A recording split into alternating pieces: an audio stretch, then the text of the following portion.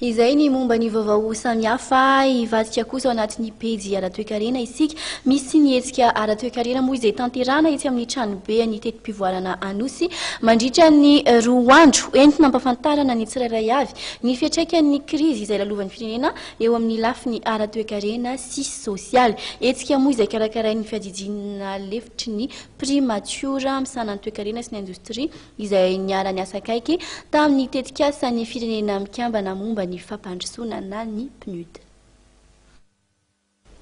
Ny krizy ara-toekarena izay tsy azo ditita eto amintsika dia miseho amin'ny alalan'ny tsy fisipitokisana intsony raha ny fantatra nandritry ny fampiratiana mikasika ny toedrara ara-tsosialy sy ara-toekarena misy ankehitriny sy ny fitadiavam-baolana manoloana izany izay tanterahany fiadidina lefitry ny primatura misana ny toekarena sy ny indostria tanterahana mandritry ny 2 andro etsy amin'ny tetim-pivoarana Anosy.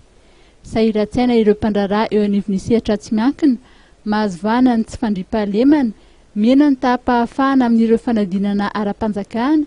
tsy mora ho an'ny rehetra ny mahazo fitsaboana, ny hena ireo fanampiana avy any ivelany sy ny fampiasam-bola eto amintsika. Raha ny voalazan'ny Praiministra lefitra misana ny toekarena sy ny indostria, dia ny fomba fitantanana ny Madagasikara no mampahandra ny firenena malagasy. Tena tsara aloha mba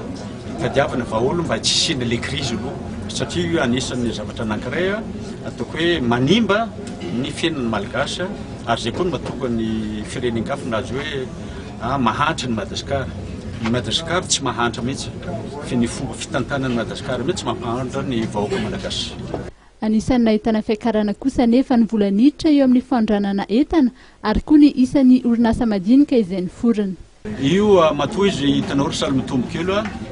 dia avy amin'ny toko hoe secteur minier mahatonga an'io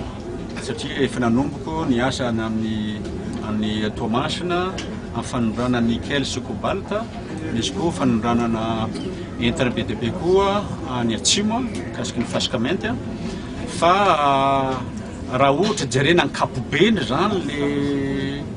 le fandehandraraha amin'izao fotoana zao